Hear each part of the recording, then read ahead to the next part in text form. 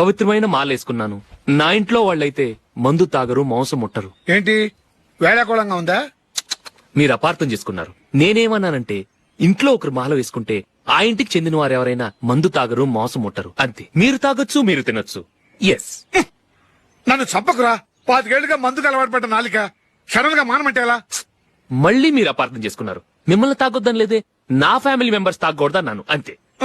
అసలు ఏంటి స్వామి నీ ఉద్దేశం? ఇదిగో మీరు అనవసరంగా భుజాలు దడుకుంటున్నారు. మీరెందుకంటే ఫీల్ అయిపోతున్నారు? నేనేమన్నా మీ ఫ్యామిలీ మెంబర్ నా? నేనన్నది ఏంటంటే హరిపోయిన రికార్డ్ లాగా చెప్పిందే చెప్పొద్దు. నేనేం చేయాలో నాకు బాగా తెలుసు. Just a minute.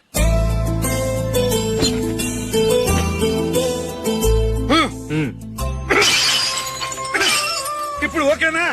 స్వామియే శరణమయ్య, అంతా నీ దయ.